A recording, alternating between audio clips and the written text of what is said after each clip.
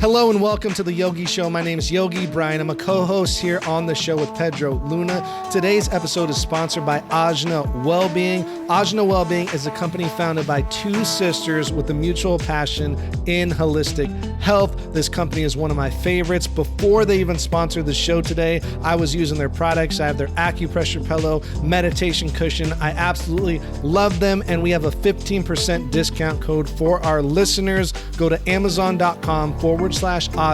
Use the code YogiShow15, all one word, YogiShow15, and you get 15% off. Amazon.com/Ajna. So let's get to the show. Today, we have the honor of interviewing Robin Martin. Robin is an international yoga teacher based in Seattle, Washington. We talk about her yoga journey, social media, hosting retreats, and just the life of an international yoga teacher. This one was fun. Let's get to the show. Welcome to the Yogi Show. We have Robin Martin on the Yogi Show today. How you doing, Robin? I am doing great. How are you guys doing? Great. How you doing, Pedro? I'm blissful and catful with these cat headphones on my head. I hope you can see them out there, people. I hope you can see them out there with these beautiful. If you're on audio, like you have to go onto YouTube or IGTV where there's a cut of this with the cat ear headphones. Like you have to go see it 100%. You have to. Yeah, you got it. You got to do it. You got to do it. Robin, thank you for being on the show tonight. We really appreciate you taking the time coming on here, overcoming technical Thanks hurdles. so much for having me. Yeah, no worries at all. Making everything happen. So it's going to be a great one. I'm super excited. And so let's just preface this by saying one of the first things that Robin told us was that one of her favorite words to say is the F word. So if you hear an F-bomb or two from us or Robin, like it's all good. You already know that that's might be coming. Yeah, that's quite possible. Yeah, it's my favorite word. Yes.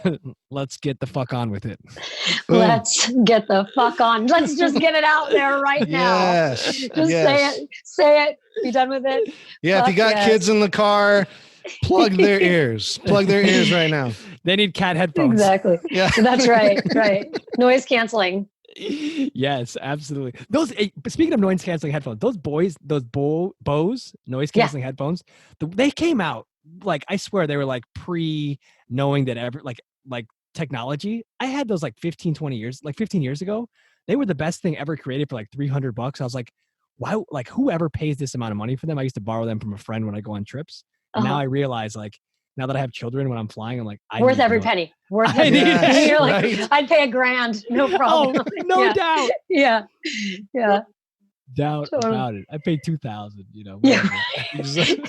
No limit. Whatever. Right. Just put me on a payment plan for 10 years. Right. Yeah. Oh. Robin, we found you through, how did we find Robin? Was it through DJ Taz Rashid? Is that how we found Robin, Bryan? Or just from scrolling on the gram, you being amazing, Robin? How did we find you? Yeah, it was, I think you commented on a meme and I was like, whoa, Robin commented on a meme. Like, we got to get her on the show. Yeah, we got to get her on the show. Like, that's how it happens. So anybody out there, like, comment and you might get on the show. Right. Yeah, well, I mean, there's lots of, you share lots of comment-worthy stuff, so.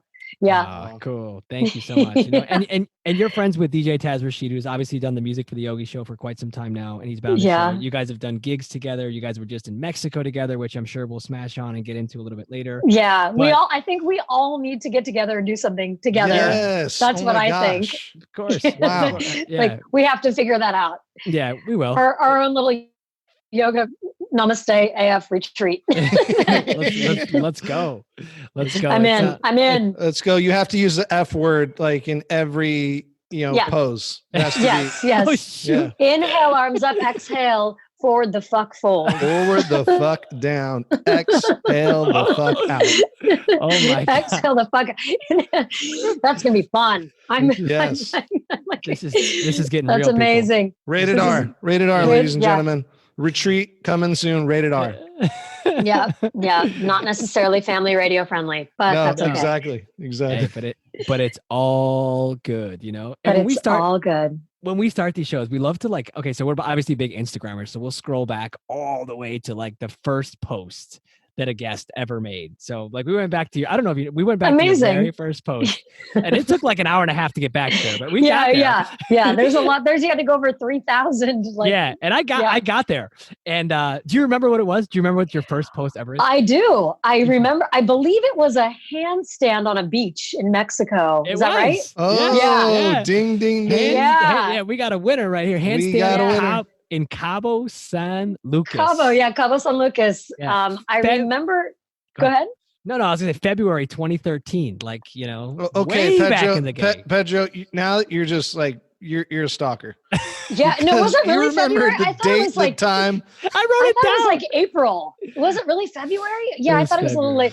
I thought it was slightly later in the year. But I remember because I didn't know. I thought Instagram was just like a photo editing app. I didn't know what it was, and I have friends that are more in with the times than I was, and they were telling me about this yoga community on Instagram, and I was like, well, I put stuff on Facebook, and it doesn't like nobody really cares, and so I had done a photo shoot in Glacier National Park with this fantastic photographer, and I had all these photos that I kind of wanted to share where somebody might find them interesting.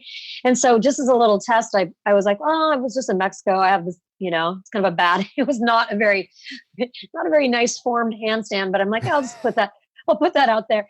And I'm like, well, I don't understand. Why is it? I mean, no one's liking it. I didn't know what a hashtag was. I had no followers. I had no idea what I was doing with it until, a little education later. And people start to actually see what I was putting out there. So what's your go-to hashtag?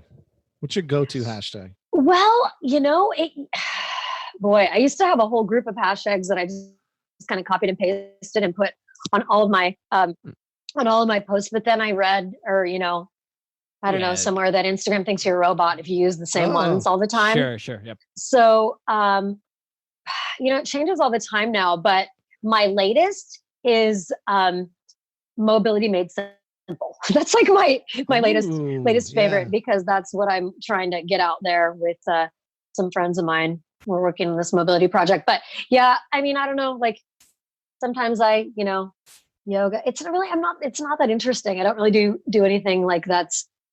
Sometimes I'll just create funny ones based on whatever it is that I'm posting. Those are the best. Those are more my personality than all of the kind of the Love yoga it. teacher, yoga student, progress. Right. Oh, I do tend to use the cliche, the progress not perfect or the practice not perfect. I used to use those kind of a lot.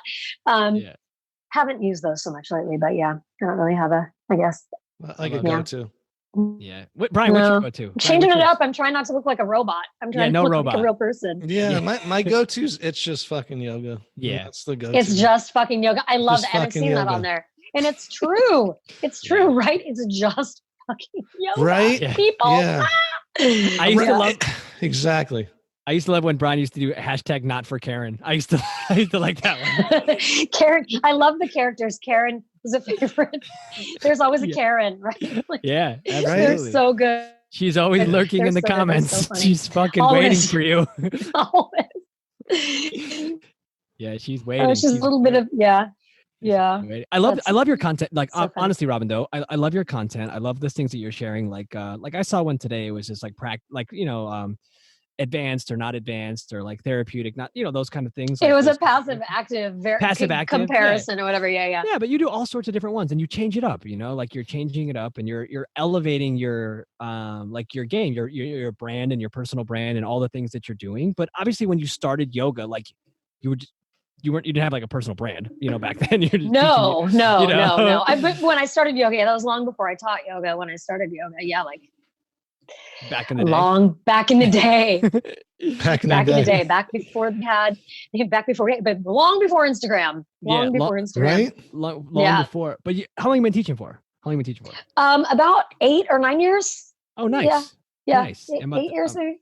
About the same. Nowhere close to handstands on Cabo San Lucas, though. I'm not even close. Well, I've been practicing a lot longer than I've been teaching, so that is so funny, that post. That's just, and I'm really, really like kind of amazed that I actually remember because it's one of those things where you kind of want to go back and remove. Right. Get it out. But it's like, whatever. It is what it is. Yeah, it's all It's good. okay. It's all good. When you started practicing, when did the shift happen for you? Because everyone's is different. Like I was practicing yoga consistently for a long time, and then I decided I wanted to be a teacher. What did that look like, and how did that go for you? Because a lot of people that Well, listen to this show are teachers, and they like, what's the shift? You know, when do they know like I should teach? You know? it was definitely not. I was practicing yoga I had been practicing for, I don't know, 7, 8, I don't know, like a good number of years before I did a teacher training or like before I decided to go down that path. I had, when I started practicing, I practiced for about 3 years. I got pregnant with my first daughter. And then I had a second daughter, and with 2 little babies, definitely no time to become a teacher. And Right? yoga was my saving grace of just functioning with new babies. And I had before the babies a really like horrible job that sucked the life out of me. So yoga was really my survival tool for a long time. And when I think for me, the shift came when my girls, I was starting to see the light of day, like a little bit of a light at the end of the tunnel, as they were getting a little older. And I know myself, staying home with kids all the time is just not like, that's just not really for me. Doing the whole stay-at-home mom. And so I wanted to do something that allowed me still a flexible schedule and to be able to be with them. But at that, that point in my life, something that I was really passionate about, and something that, if I could help somebody else survive the way yoga helped me survive, then yeah, that was what I wanted to do. And so it was really when they were, probably around 2 and 4, was around 3 and 5, something like that, was around the time that I did my training, because I also knew that I didn't want to pay for childcare in order to teach yoga, because I wasn't going to be breaking even. Childcare is so expensive. Right, it's exactly. So much. Totally going to be in the red. So that had a lot to do with the timing of it, was the ages of my girls, and really being able to do it without losing money to do it. As much as I wanted to share the gift, yeah, I didn't want to have to pay to share the gift. Do you make your girls do yoga? No, I definitely do not. It's their, I want them, I never want them to feel like I push this thing on them because I'm really passionate about it, and then have them resent it later on. I want them to find it if they want to find it, if they want to do it. But my younger one was into it for a while. If you did scroll back and look at all the pictures in my feed, you'll see her posing with me. The older one's in a few, not very much, but she would pose with me and do some things. I wouldn't put her in there much, like if she was into it, she wanted to do it. I'm like, but she has some natural capabilities in her body, and it would be nice to see her explore it a little bit more, but up to them. Yeah. Right. Yeah. Their path, Yeah, their path for sure. Everybody's path is different, and that's what's so cool is like as a parent and being aware of that. There's so many like dads that like they couldn't hack it in baseball, so now they're playing like softball in their in their 40s, and they're like trying to get their 12-year-old to make it into the major leagues because they couldn't hack it. Right. But they're reality is like someone's gonna live out my dream. Yeah, my kid, because I couldn't. Because I can't, because I sucked. Right. But the reality is the crazy coaches too. Yeah. Oh my God, I know, right? I feel bad for all the umpires out there. Shout out to all the umpires. Yeah, I just want to say, if you're a crazy into baseball or little league, it's just fucking baseball. Ladies and gentlemen, relax. Just fucking baseball. That's so funny. So it's so true. But Robin, like you have the girls, you have your yoga, you have your thing, you're doing your thing. How do you find the balance? Like traveling, I know you're obviously traveling, teaching, retreats, events, local classes, workshops, and then parent hat. How do you find it? Yeah. I just put the parent hat somewhere else and do my thing. No, I'm kidding. I'm totally kidding. Well, I mean, a lot of this, like as they've gotten older, I've done more, so I as they've become more independent, I've become more independent, if that makes sense. Like I feel like it's a healthy balance. And I also, having 2 daughters, I want to be a role model for them and show them that, it's get out and follow your dream and follow your passion. And if that means travel, like I'm not gone all the time. I mean, it kind of seems like it on my social media, but but I balance, if I take trips, I usually travel probably at least maybe every other month, but sometimes it's just really short, like just a night or two, or, they're quick trips, and I kind of plan them around when it works best for everybody. And my local teaching schedule really doesn't affect them at all because they're in school when, other than in the summer, but it's the mornings, they're asleep anyway, like in the summer, doesn't really impact much. So yeah, I mean, it's not too bad. I feel like the more of the world I see, the more of the world I want to share with them. So this last summer in July, I took them on a big trip, just the three of us, because, I didn't see, my parents never took me to Europe. They never took me anywhere particularly exciting growing up. And so I'm like, there's me, I'm like, there's so much to see. And I have a huge wanderlust to just the desire to go and see things. And so it's just, I think they're getting experiences that they probably wouldn't if I wasn't traveling, just because now I want to take them places. So yeah, worldwide. Where is your favorite spot? Like, where is your favorite place you've been? Yeah, I'm the wild card. So Pedro is like, he is on a script, right? He's got like line by line what he needs to say on questions. And I don't know what's going on. Like, I don't know what I'm going to say next. So I throw Pedro off. What's your favorite place? Well, of all the places that that's a really tough question because I really like different places for different reasons. So the more culturally diverse to me tends to be the most interesting. So I've been to the Middle East. So for me, the Middle East was very, very interesting because it was so different. It was just so different from here. But the Mediterranean, Greece, was the people, the food, the lifestyle, eating Mediterranean food, so good. But also just, I love that meals are it's a time to hang out and be with your family and be with your friends. So they eat really late at night. And when you're totally jet lagged, it doesn't even matter. Like, you don't know what's day or night anyway. So like these meals at 10 o'clock, 11 o'clock at night, where you just linger and eat and hang out and be with, family and friends I loved it. I just loved it. It made the day feel really, really long because, they kind of do the low key thing in the afternoon, 4 or 5 o'clock nap or whatever. I don't know, but just to me, everything about that experience, like in Greece, I loved. Like I fantasized moving there for like summers. I'm like, I can just, just hang out for 3 months. I'm like, maybe someday, but yeah, so, and I've been to Asia and like that again, culturally very, very different, interesting to me. But, when it comes to just like lifestyle, and I stayed with a friend who's from Greek, she's Greek, and a family home on an island that's not so well known.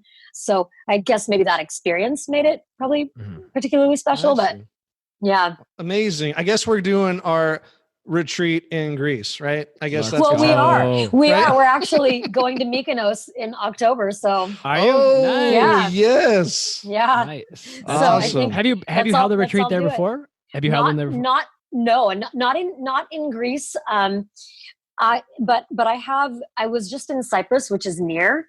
It's nice. Independent. It's partially governed by Turkey, but I think at one point was maybe part of Greece. They speak Greek primarily. It's a little further south. It's actually really close to like Israel and Syria and those countries down there, but it's heavily Greek influenced. I'm probably like getting it all wrong. I don't know, but it's in the vicinity. It's okay. But, yeah. But I was there in this past October. But no, I have not yet led a retreat in Greece. And Mykonos is a well-known Greek island. Yes. Mykonos and Santorini are probably the most tourist populated, but I have this opportunity to work with some gals who put together retreats at a really, really lovely little boutique hotel. And it'll be, so yeah, amazing. Really excited about that. How amazing. Yeah, we'll link everything. Pretty pumped for Greece. Notes, ladies and gentlemen. We're going to link everything up in the show notes. If you need to get out to Greece, you need to get out to go take a class with Robin in Greece. Boom. Right here. Right link here. It up. Link it up. Make it happen. And I'm sure there's gonna be pics all over the gram, and you're gonna have FOMO. You're gonna have right. FOMO. Like I said, I'm like, don't wish you were in the pics. Be in the pics. Yeah, be in the pics. Be in the pic. Don't look at it and be like, why I want to be in that picture. Just come be in the picture. Just go be in the picture. You know? Just and your photos are amazing. Like Thank you. Professional photographer. Like obviously the content has evolved since the handstand in Cabo San Lucas. Right. Like just did you do it? I think Pedro's analyzing your Instagram right now. I know, but didn't that handstand in Cabo did I not use one of those original? I used like one of those original Instagram filters that had like the funny borders. Do you remember that? Like, do you know what I'm talking about? Like the horrible. Yeah, I do. Yeah, I'm pretty sure that had that picture had a border on it. Original Instagrammer. OG. Right. That's right. So do you shoot your own photos, or do you? How do you do it? Well, I invested in a really nice camera because for me, I have like photography is a passion as far as a creative outlet. Like I love it. I could walk around and take pictures all day. I love to take pictures of other yogis and of just people, portraits, whatever. I'm not a professional, but I did a photo shoot last summer. Was it this last? I don't know. Year ago, June, something. And the photographer that I was working with, the photos that she took were some of my favorites as far as just like color composition. And she recommended her camera. So the camera I have is what the pros use. So I spent some money on it. What is it? We need to know. Everybody needs to know. It's a Sony Alpha. It's an A7R2 is what it is. Like it. But it's the lens too. I have this 50 millimeter fixed portrait lens that is, spent a lot of money on that too. It's a Zeiss lens for photographers out there. Beautiful equipment.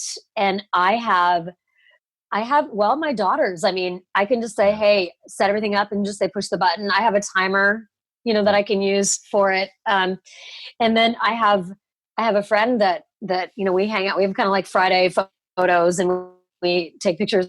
We just like play and take photos of each other awesome. And like mess around. But fun. I worked with a lot of photographers over the years. And I find that like, I'm kind of simple. Like I just know what I like as far as angles and things. And it's just like, they don't need to be too crazy. I feel like my friends do just as good of a job when you have the right equipment.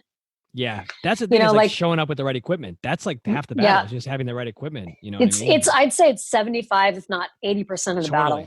Yes. Because like if you're like me and you've been doing this for so long, you know what works. And so sometimes I think when you're working with a professional photographer, at least my experience has been, they have their own ideas of what they like and what they want to see, or, what they're, and it isn't necessarily my vision. So sometimes I find the professional photography of my daughters works better for me than I mean, it depends. If I've worked with somebody, more than once, it's usually pretty good, but I agree. I don't think it's necessary. I don't think you need to have a photographer on retainer following you around. It's not. Yeah. I'm so picky about my photos lately, Robin. Like, I don't know, like if it's not a professional photo, but if it's not like high quality or something, like all the ones you post that like these days, like I just won't like put it on the, I don't know, like I'm just really, I get it. I get it. But the part of it is just like you're saying, it's like you've bought this equipment, right? And this is for all the yogis out there. This is for anybody out there, like really building like personal brand, want to put some nice stuff on Instagram. You don't have to go out and buy like a super nice camera, but whatever you're putting out there has to be a representation of you. And know that by you putting out whatever you're putting out is a direct reflection of whatever energy that you're putting into your work. So if you want it to be high quality and you want something, maybe you have to go above and beyond and get some high quality equipment. Like it takes money to do what we're doing right now. Like you have a nice microphone, you got a nice headphones, right? You got nice, with cat ears, you got a computer. Like you need to have like proper equipment to make all this stuff work. And that just goes back to like you saying like, I'm like, this is my thing. Like I'm a yoga teacher. I'm an influencer. I'm like having all that equipment. Like that's what gets you to go to Greece, people. Like that's what gets you on the planes to go to with DJ Taz Rashid in Mexico. That's right. Like I had FOMO. I had FOMO. I didn't even want to look. I didn't even want to go on Instagram for a while. I saw you and I saw DJ Taz taking pictures with you and like how amazing it was hanging out there. on the beach and drinking. I'm going on a phone detox. That's hilarious. That was the one of the first things he said to me too when we like connected was he's like, "You're doing the Yogi show, you're doing the podcast," and we toasted the occasion with awesome. with the Cheers. with Fun. a couple of drinks and in the beautiful the 85-degree evening air. I want to go back. I'm like, why do I have to leave? Right. Why I got to get on an airplane and go home? So how does something like that, like, for the teachers out there that are looking to like get into that, like going to teach at the Free Spirit Festival or whatever festival, like how did like that, like obviously evolution of brand, you've taken your time, you put in the work, you've taught all over the place, is it like, what is it like now, like getting the call to do those gigs? Like, how does it work? Well, I mean, that's just that people, they reach out. Like I've never ever, like reached out to a festival to say, "Hey, what about me?" like I have too much pride. I'm like, no, I can't. But yeah, I believe that I mean, certainly social media has been a huge catalyst for me, just being, getting myself out there and ultimately having these opportunities to teach. And I've been teaching for a long time. Like I said before, I didn't start teaching as a result of social media. I was teaching long before I was on there. I think a lot of people, get on there and kind of think that it's like this glamorous thing. And then they're like, "Oh, I'm going to do a teacher training and become a teacher." And that's cool. Like if that, if it inspires you to want to teach, that's great. But I've paid my dues. And the great thing about social media, I believe, is that it's sort of equaled the playing field a bit for teachers, because there are so many teachers out there that are good, that are qualified. But before social media, you had this sort of set group of teachers that they were teaching at all the festivals. There was like really no variation. Like it's like it was the same headliners, the same people, Yoga Journal Conference, Wanderlust, like all the same thing. And so it's been such a like, and I guess for me, it just seemed like it's like if you were in that circle, then you were getting those opportunities. If you weren't, you weren't. And so now a lot of people are getting opportunities because they put themselves out there and people can see what you're doing, and that you not only talk the talk, but you can walk the walk too, and so and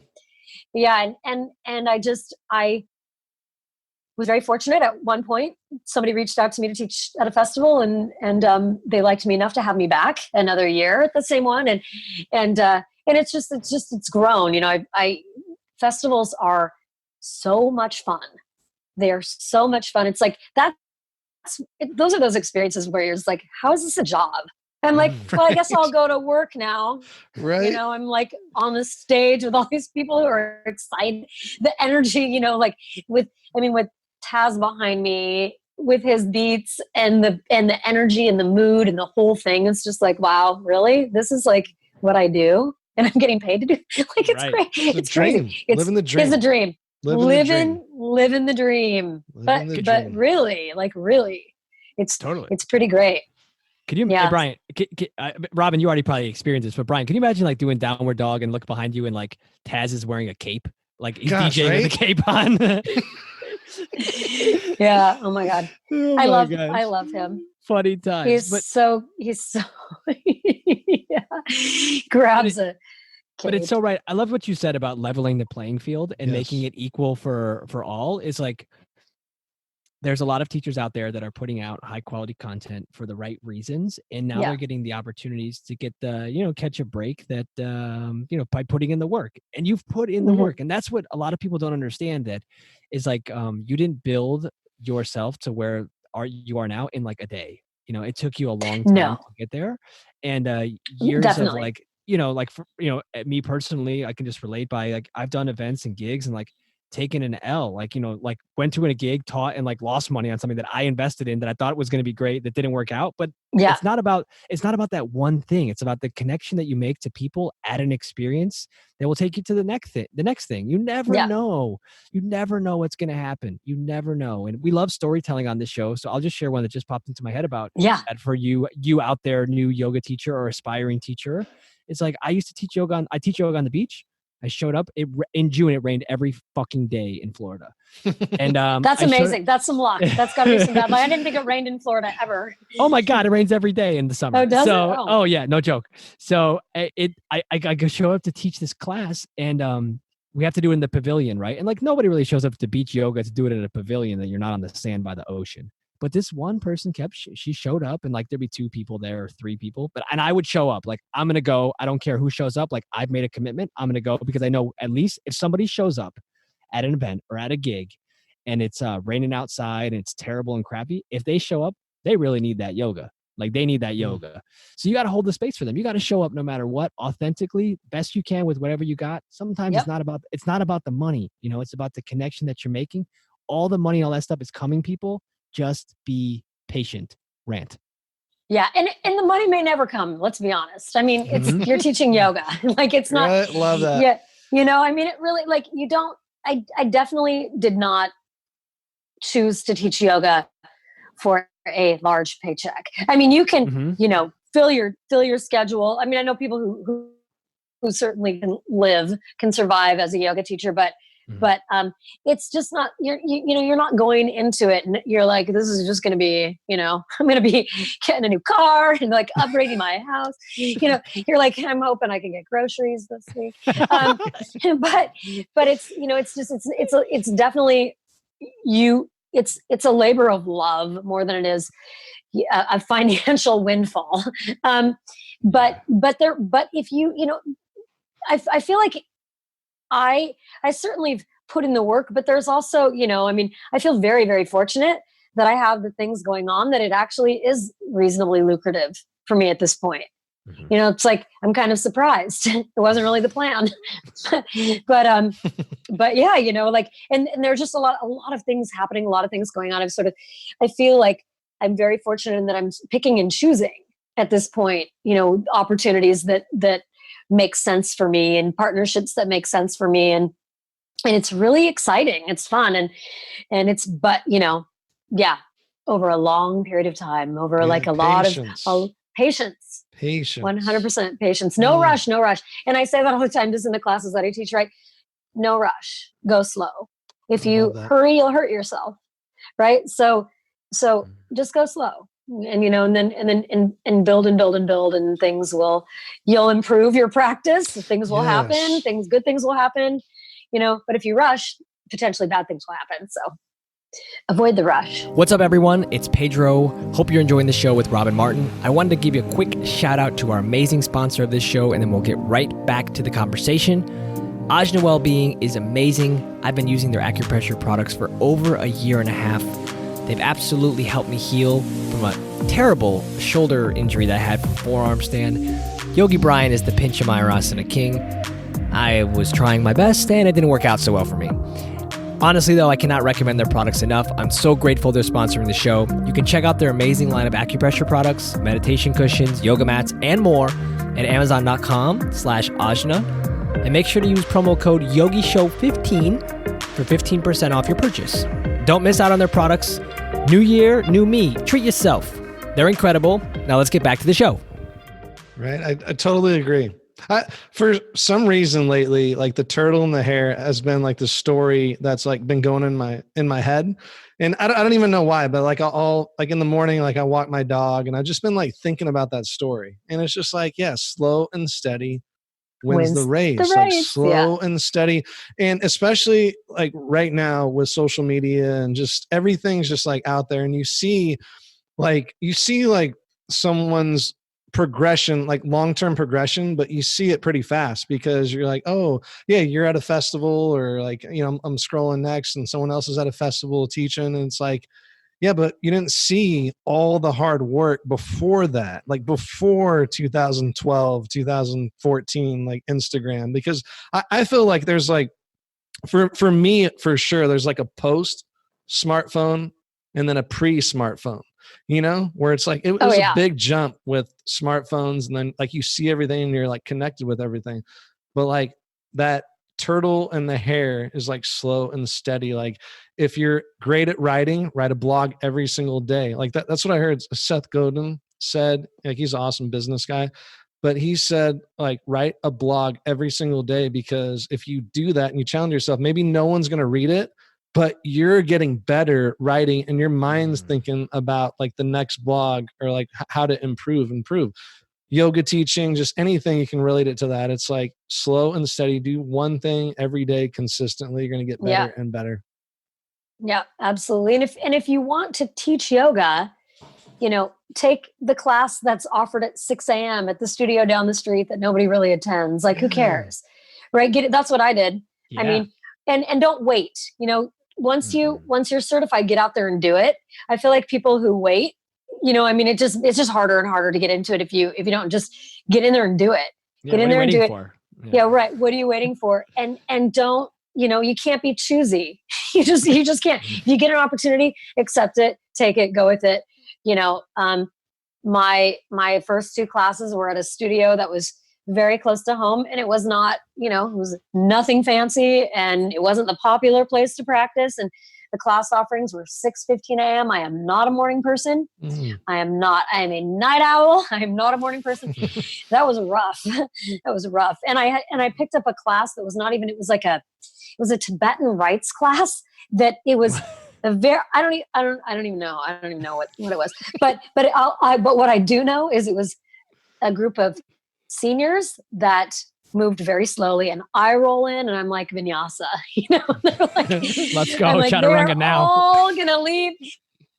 They're gonna this one lady still follows me around others too. Like, I still see her. She still takes my classes, and she was an OG 615 senior, and she still moves very slow, but she's there. Like, I love it. I'm like, that's awesome. Yeah, she's fantastic. Yeah. But I'm like, well, I almost decided it wasn't that teaching yoga wasn't for me, because I was planning these classes around this group, and it just wasn't, it was like sucking the life out of me. And then I'm like, you know what? I'm just going to plan classes how I want to plan classes. And if they are cool with it, they'll stay. If not, they'll go find something that's a better fit. And a lot of them stuck around, a couple of them left, but then a lot of different people joined. And so that was me creating my brand in the very beginning. I'm like, I'm just going to do what, I want these classes to be smart and to be energetic and to have purpose and to whether it's a peak pose or a theme or whatever it is, but we're going to move in my class. Yes, move. Yeah. Move. Mm-hmm. Yeah. Yeah, I like to move. And I like music. And I like loud music. Yes. What's really similar? It's really similar, because Taz was saying when he was on the Yogi show, he is, I forgot the actual definition of it, but he's he receives invitations. He doesn't reach out to get his events. He receives the invitations. He's that type of person. I forgot what it is in terms of I don't know, but yeah. And you're similar. It seems like you receive the invitations, and that's how you get to the event. So it's very cool to see. Yeah. I've never pimped myself out in that way ever for anything, for any brand, for any, no. And I think for me, that's probably just really it's pride. I'm like, I just can't. And it's just not. And I know, and I'm sure people would argue, they would say, look, in entrepreneurial spirit, get out there, knock on doors, do your thing or whatever. But I'm like, I don't know. Yeah. Different styles, right? I mean, different styles. And there's zero judgment for those people who are out there, grinding, getting it done and knocking on the doors. Good for you for that, mindset. But for me, it's just been a very organic process. Not to use a yoga cliche, very organic. But it really it's just developed, it's just done its thing.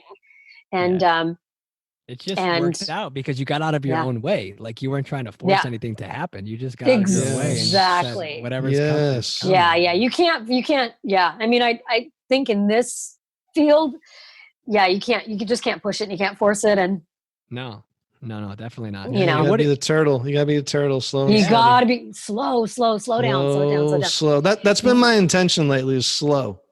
It's just SLOW. I can spell too, thank goodness. But slow. That was good. That was good. Yeah, on cue. Yeah. I was like, I better not screw this up. This is live right now.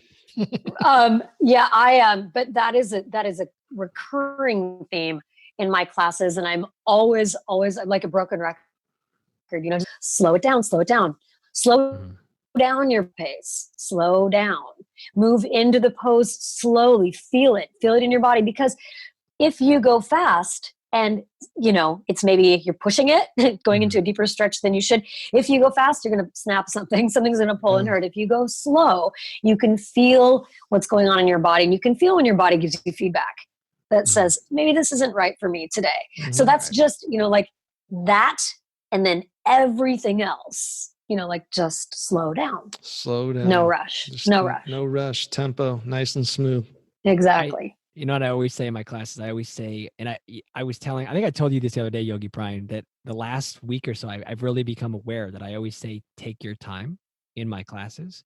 But now I'm like obsessing about it in my head when I tell this happened like an hour and a half ago when I was teaching, and I was saying like, take your time, but I mean it, like go slow. Same thing you're saying, like go slow. Yeah, exactly. But take now your time. I say that a lot too. Take your time. I need to say go like, so now I hope this is the invitation for me to flip that in my head to say go slow as well. Cause I'm sick and tired of saying the same damn thing over and over again. Take your time. Now I'm going to start saying, take your time. There you go. Yeah. Or trade. Yeah. What do you got, Bryan? Or slow the fuck down. Slow. That's what I'm just going to, you guys just slow the fuck down. Yes. Just, Robin, I need you to do that in the class. Slow the fuck down. They wouldn't be that shocked, probably. I mean, like I'm every now and then I will. Does it slip in class? Like, you drop the F? It's just, I'll say something and I'm like, we're all adults here, right? You've all heard this word before, right? Like, or I'll play music that's not censored for content necessarily. And I'm like, you guys you're okay with this, right? Like I circumvent any complaints to the staff. I'm like, I let them know. Nobody said anything. So I don't know how anybody could possibly complain that song was completely sexual, inappropriate, and full of F-bombs. The fucking trap music with all the explicits in there. You gotta live. Right. You gotta live. Everybody out there listening, like you really gotta live. Like one life, like life's too fucking short to take it so damn seriously. Right? It's too short. Yeah, it's too short. Life is too short. You gotta live. That's another motto of mine.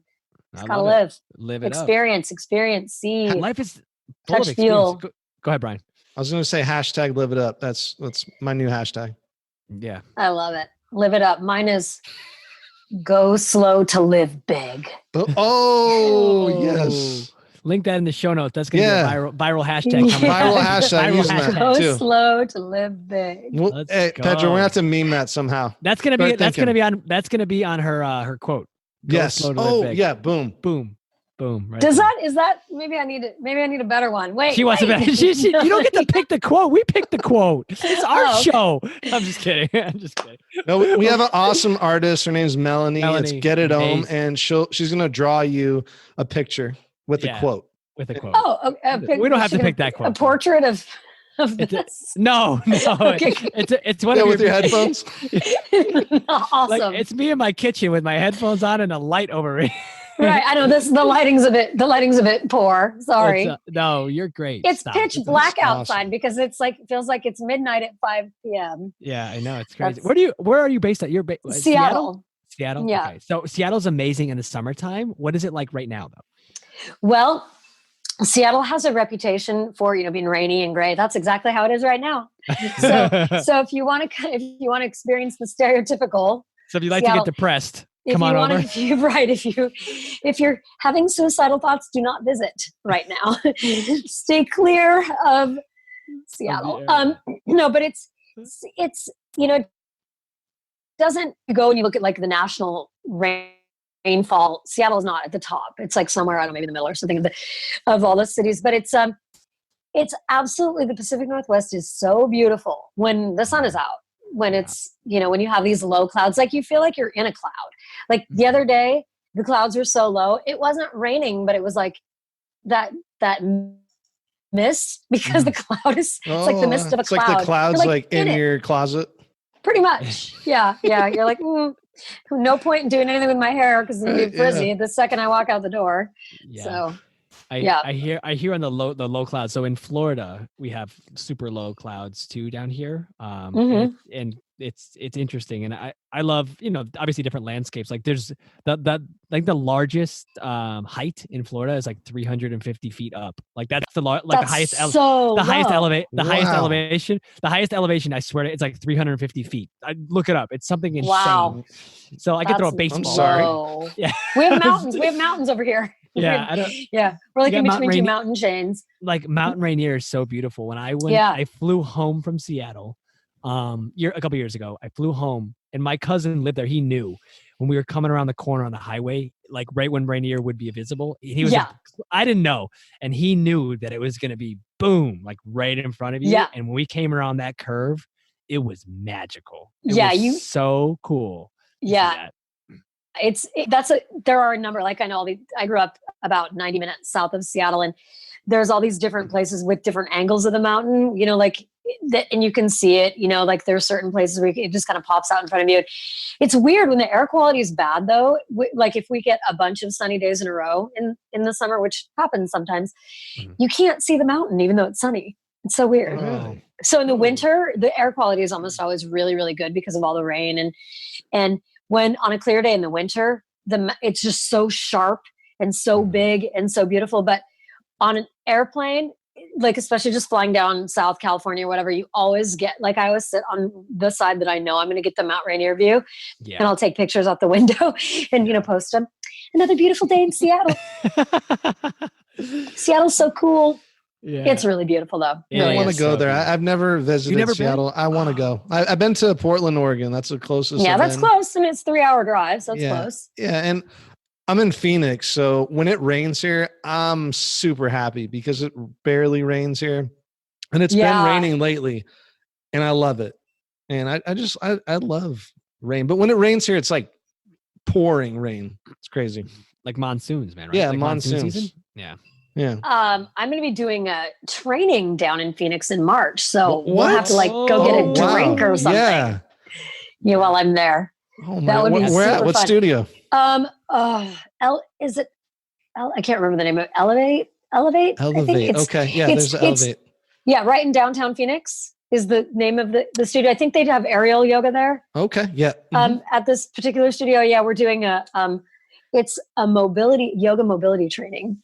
So specifically, it's so this is like if you've looked at my Instagram over the last, 8 months or something like that, or maybe newer, I talk a lot about mobility and mobility training because there's just this emphasis on stretching in yoga, like how deep can we go? And it's like I'm certainly one of those people who's probably at fault by putting pictures out in deep stretches, like pulling my foot over my head or whatever. And I'm not going to stop doing that just because I'm talking about, don't get me wrong. Deep stretching is okay, but it's having the joint control, the mobility, which is different than flexibility. It's your range of motion without pulling yourself into a position that creates stability in your joints. And so a lot of people get injured, right, by going too deep, because they don't have the joint stability. So I've got this online thing that I'm doing, and it's drills that aren't yoga. It's not yoga, but it's drills to maximize range of motion and build strength in the joints to be able to go deeper in your yoga practice, but without hurting yourself. It's just so smart. It's just like really, really intelligent stuff. And so I'm like on this little soapbox thing. I'm like, you gotta, do these drills and do this stuff and whatever. So we're going to go down and train the studio owners and whoever wants to come to the training on the mobility and how to incorporate mobility into a yoga class. So, and when I incorporate the drills in my classes, my students are just like, that just felt so good. It just makes everything feel better and your body functions better. And it's just not something that for all the years that I've been teaching yoga that I was even really aware of. I just connected with these guys before they even created this online program that they created. And we were just talking about moving safe and moving better and moving smarter. And they developed their program. And about 4 months into it, I'm like, I want to do one too. Like, let's get together and do this. And so, we're just going to hopefully everyone will be trained in mobility and people they'll elevate their yoga practice as far as what they can do, their own range of motion, but they'll do it in a way that's not going to bust a joint. Yeah, it's not going to like safety first, ladies and gentlemen. Safety, go slow, safety first, do it right. Yeah. Like I'm not getting any younger, but I'm getting stronger and more open.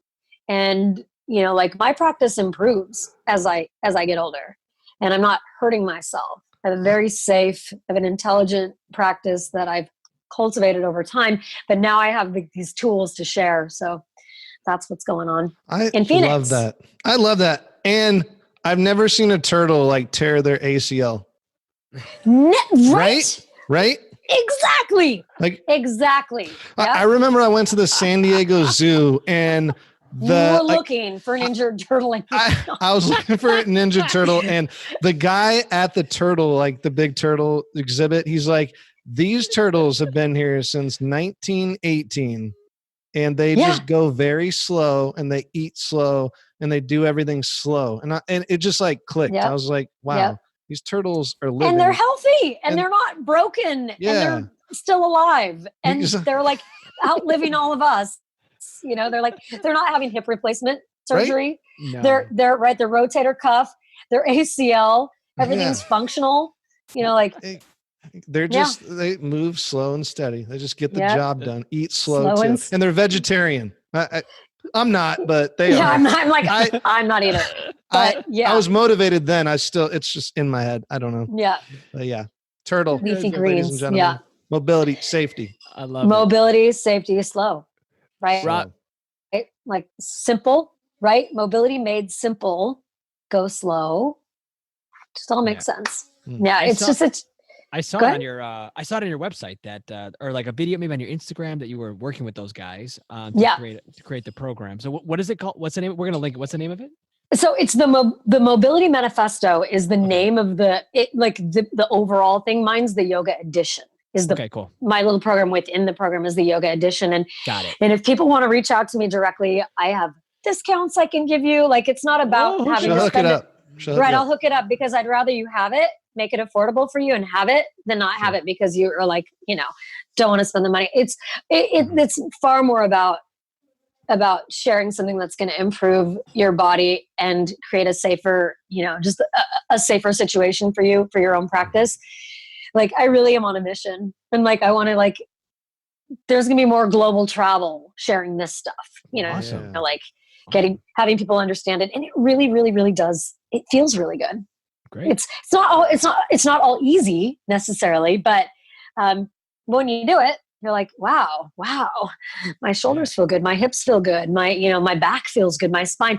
I do a lot of deep back bendy stuff. Mm-hmm. And those feel so good. Back bends feel so good. Yeah. So good when you do them correctly. Right. When you do them correctly. They don't feel so good when you are just dumping in your low back. So, right. Like, that doesn't feel awesome. No. But back bends, right? Just expanding the chest, opening it up feels amazing when your shoulders are open, when your hips are open, when your spine is ready. So I want to do camel pose right now, but I don't want to break my back. Right. Same, but I do and I don't at the same time. Camel pose just makes me I feel like I'm going to pass out. Nauseous. Really? Yeah. I feel like I'm going to pass out. And my teacher says your heart chakra needs some attention, bro. I think so. Maybe. So it says something like arteries, like maybe like how I'm built, like my artery gets, I don't know. Probably. I mean, you probably have you're probably constricting something when you go back. Yeah. It's hard. Like, I would say, don't go find more of a lift and an opening from the front of the body rather than a compression of the low back, because we have the natural curve, and that's just where the body wants to go naturally because of the natural curve in the low back. But try to lift up, really support your low back and lift, and really just push your chest out and open up to go back. And that should help that. Okay. Right. That should help those feelings, because it's not unusual to feel nauseous or dizzy with that pose in particular. Mm-hmm. But once you really lift up so you're not compressing, it's the compression that's creating that feeling. Okay. I'm going to try that. I'm going to try that. Humor me and let me know. And let me know. Let me know if it I might just cry though. I might just bawl. You might. It's your opening the front of the hips, right? Hip openers will do that. So. Yeah. What's your pose that just gets you? That just releases the emotions?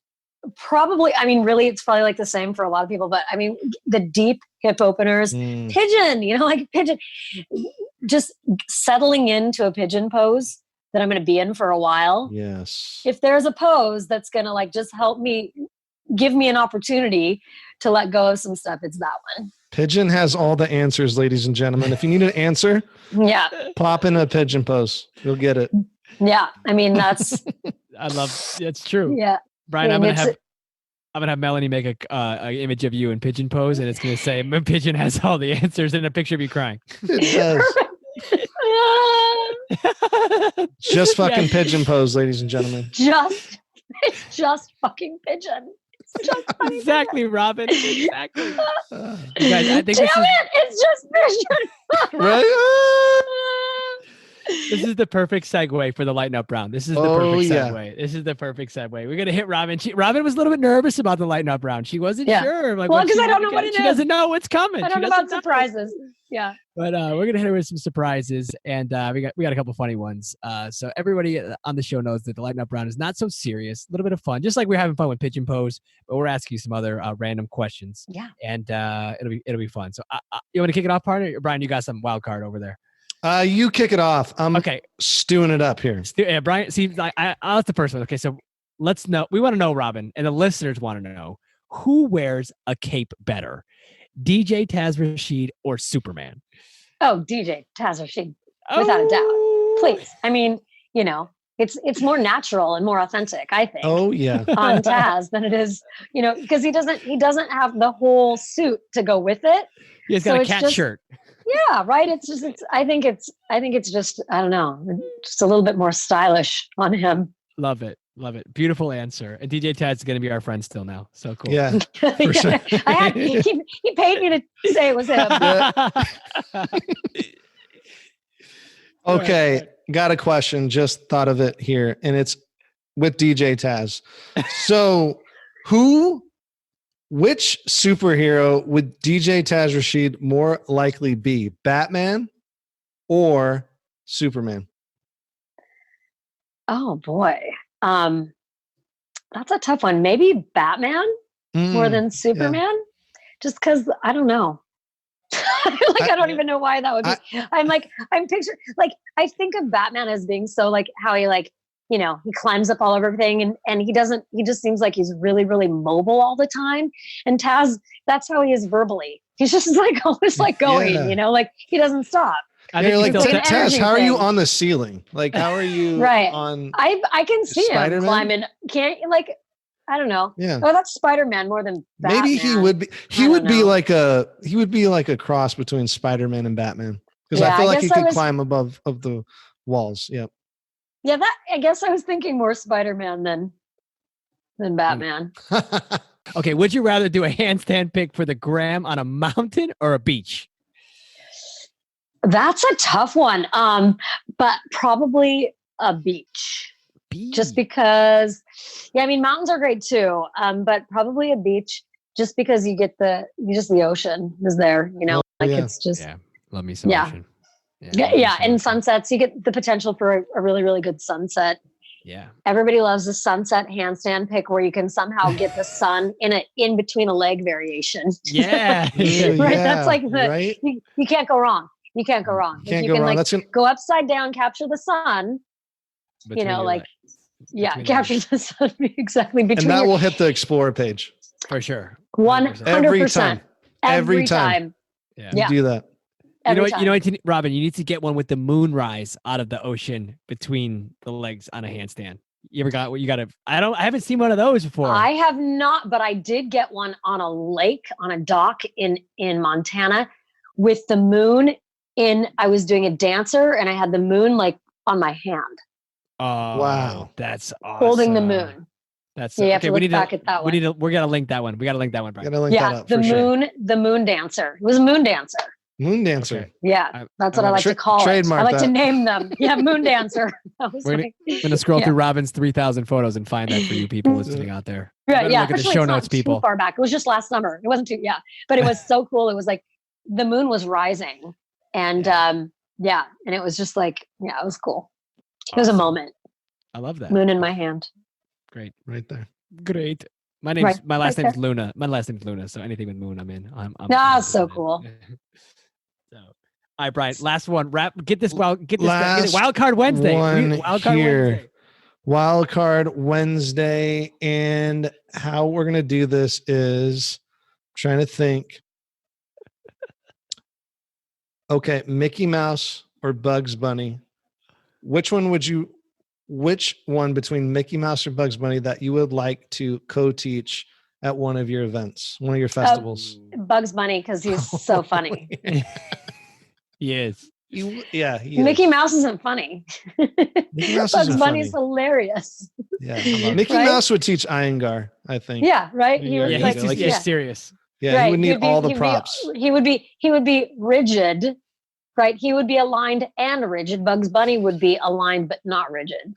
Right. Oh, right. He'd be soft. I thought Bugs Bunny would kill handstands. Like he would be awesome at handstands. Right. But he's Can Bugs Bunny's hands touch before his ears touch, though? He'd stand on his ears. It's an ear stand. The ear stand. He would that'd be his thing. The Lighten Up round is my absolute favorite. You had amazing answers, Robin, and the questions are always different for every person. And every guest always gives us these all these details on why. And where do you? I don't even know how they come up with this stuff. It's amazing, Robin. You're so good. It's so thanks. So funny and so fun. Yes, this has been a really great time. Great time. Oh my gosh. Well, Bryan, we're gonna hang out in Phoenix in March. For sure. Just so you know. 100%. Just so you know.